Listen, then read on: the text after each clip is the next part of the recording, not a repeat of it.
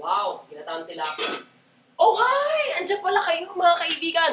Ako po si Gabe Rosas sa isa na ng palang-palang edisyon ng Dear Te, The Video Blog, Part 4 na. At syempre, it's my birthday, kaya nagluto ako ng ginaang tilapia. Walang kinalaman po yun.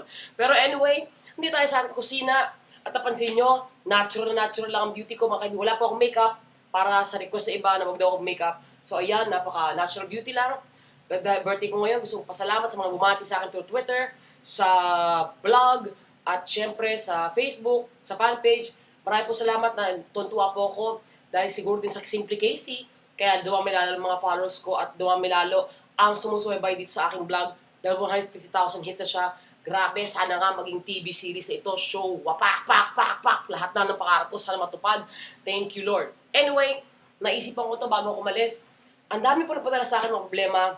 Ang sobrang dami, sumakit po talaga ang ulo ko.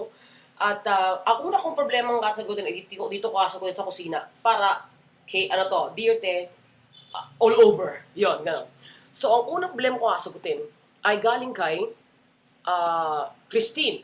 Si Christine ay 21 years old, OFW, social, dahil sa Caribbean Islands na nagkatrabaho. Meron daw siyang jowa at ang problema nagkahiwalay sila after ilang months lang dahil may pumasok na, in words, bitch, in caps, all caps yun May babae pumasok na bitch pero nagisising lalaki, gusto siyang balikan at marami nagsasabi sa kanya na gusto talaga siyang balikan ng lalaki, yun nakalagay doon. At aminado siya na mahal pa niya. At ito ang pinaka nakakatawa. Kasi puti siya po ang nakauna sa aking pagkababae. Wapa! Yun ang maganda Nakauna. Christine, natawa ko talaga galit ka sa all caps talaga yung bitch, no? So, meaning talaga yung babae, galit ka. Malamang, lahat naman tayo mga babae, pag may ibang babae ang lalaki, ang tingin natin demonyo or something, normal sa atin yan. So anyway, hindi ko alam mahal mo ba siya dahil siya nakauna sa'yo? Nakakatawa, 2010 na, Christine, ha? Oo, ang masasabi ko lang dyan, siyempre feelings mo yan, hindi ko pa rin magtitimbang kung ano mas mahalaga. Pero ako sa'yo, ang gawin mo, bakit hindi mo payagan na magkaroon ng pangalawa? Yung nakauna sa'yo. Di ba sabi mo siya nakauna sa'yo? Ba't gusto mo, try mo segundahan. Tapos doon mo base sa feelings sa'yo. Joke lang, Christine, joke lang. Basta ang mga sabi ko lang dyan ay weigh things mo kung ano kasi mukhang first time mo ma-inlove ata, feeling ko lang.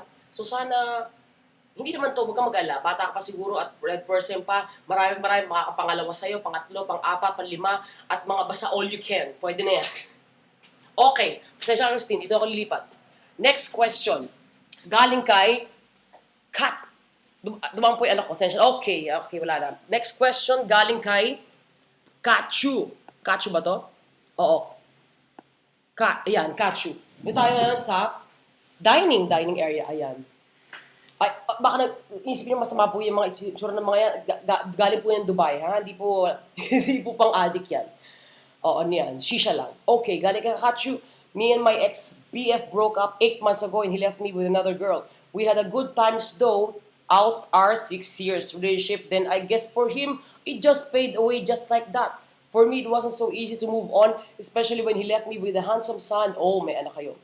Anyways, no matter what I do, to forget him, umaasa pa rin ako na babalik siya. Some of my friends tell me that he will come back. I shouldn't take him back. Teka lang, naguhan ako sa English mo, Kachu. Ang sakit sa nakakangilo. Ina-assume ko nag-typo ka lang pero tuloy ko. So yung mga kaibigan mo, to make the very long letter short, yung mga kaibigan mo sinasabi, ina-advise na wag mong balikan. Yung iba naman, may iba naman na sabi na oo, balikan mo. Nahihirapan ka, kailangan ko bang kainin ng pride ko para sa anak namin? Alam mo, Kachu, sa ganyan lang na may mga bata nang involved, wag kang makinig sa iba. I mean, kasi anak mo yan responsibilidad mo yan bilang ina. Ikaw makikisama, hindi sila, tandaan mo yan. So, wala ka ba sariling pag-iisip? Tanong ka ng tanong sa kanila? Pag-isip mo buti, timbangin mo. Pangit din naman ang baliga ka dahil sa anak nyo, pinilit nyo lang. Kasi, ang ending niyan, baka yung bata lang ang masaktan, di ba? So, kailangan pag-isip mabuti. At saka napansin ko lang tayo lahat, mag-general ako, Alam nyo, ahil natin maghimingi ng advice. Pero ang gusto talaga natin, accomplice. Gets nyo? Ibig sabihin, minsan hindi natin hindi advice ang hinihingi natin. Ang hinihingi natin, kakampi. So anyway, nasabi ko lang yan dahil gusto ko yung i-brought up lang. Wala lang, gusto ko lang, trip ko lang. Nagmamalalim lang akong tao, kunyari. Basta yun lang, si mabuti, kailangan may anak kayo, so kailangan ikaw mag-decision. Okay. Eto, next problem. Galing kay Esa. May problema ako ngayon. Meron daw siyang kinahumalingan na magka-text me sila. Oh, kailangan pa, next location. Eto. Ay, may kinahumuling ako ngayon. At type ko daw siya. May mga tao sa likod. At type ko ito, te. Kaso, natakot ako na pag nakilala niya ako, ay hindi niya ako mataypan. Meron talagang ganon? E-R-R-R. Nahihiya ako, te, sa kanya dahil natakot ako sa kung anong isipin niya. Ano dapat kong gawin? Kailangan ko na second opinion. Natawa ako sa'yo, Esa. Anong second opinion? Ano ako? Doktor? At saka ano ka, may sakit? Kailangan mo ng second opinion? Anyway, second opinion. Alam mo, itong opinion ko lang. Dapat pinasok mo yung ganyan na textmate. Uso pala yung textmate na yan. Hindi ko alam. Uso pa rin pala yan.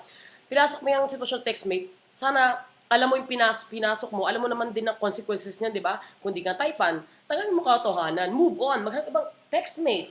Di ba? Tsaka text pa lang naman pala yan. Hindi pa naman nag-bloom into so, ngayon, feeling mo na hindi ka niya nakataypan, edi, sorry, back out. Gawin naman kasimple yun eh. Magpalit ka ng number, pag lumala, gano'n lang kasimple ang problema mo. Okay. Last muna na itong letter sender, galing kay Mr. Account Executive. I'm 24 years old, single, working in Makati as account executive. Malamang. I'm living with a family by dad, tita and her family, and older sister and her family as well. Again, to make the very long letter short, 13 sila sa bahay. Ang kanyang problema ay gusto niya magsarili pero malaking utang loob niya sa kanyang pamilya dahil lalo sa tatay niya, sa aunt niya na nagbayad ng kanyang kolehiyo. Pero feeling niya, gusto niya talaga minsan magsarili na. Pero hindi siya makatakas dun sa utang na loob. Anong gagawin ko, te? Okay. Mr. Account Executive, obviously, napakagaling ng pag-i-English mo. Talaga nagdugo yung ilong ko, nagdugo yung utak ko sa iyong palong-palong English. So, ay problema ng karabihan niyang tinatawag na utang na loob. Hanggang kailan ba, hanggang saan ba dapat pagbayaran ng utang na loob? Para sa akin, magkapamilya kayo, di ba? So, para sa akin, pag-usapan nyo, kasi bilang pamilya, dapat nag-uusap kayo, importante yung communication, di ba? Kaya pag-usapan yan, at ang tanong naman dyan, ikaw kung kaya mong yung bayaran ng utang na loob, pwede ka magsarili kung gusto mo na makutulungan mo pa rin sila di ba? Pwede pa silang bigyan ng konting ganyan, kahit hindi ka nakatira. Ang problema nga lang dyan, ang tanong pala dyan, kung kaya ba ng budget mo? Yun ang tanong. So, tignan mo, ano mo rin, kung kaya ba ng magsarili, pwede na magsarili ka, kausap mo sila, tapos, pwede naman din dahan-dahanin mo mag-ipon, na habang doon ka pa sa bahay nila, ay meron ka na naiipon para sa sarili mo. Importante, meron ka para sa sarili mo, hindi na para sa pamilya mo. Kasi syempre, darating ang panahon na mag-asagli ka din. So anyway, mga kaibigan, kailangan ko na umalis dahil may gagawin ako ngayong birthday ko po. Ulit, maraming po salamat. Hanggang sa susunod po mga kaibigan, ako po ang inyong palong-palong K. Brosas. Nagmamahal at laging pumipilit umintindi at laging nagbabakel. Napansin niyo, pasensya na, ganito talaga kabilis magsalita. Oh my gosh! Hi, birthday to me. Maraming po salamat sa lahat ng followers ko sa Twitter, sa Facebook, at sa sumusubaybay ng vlog ito. Hanggang sa muli, ako po si K. Brosas. Hengue.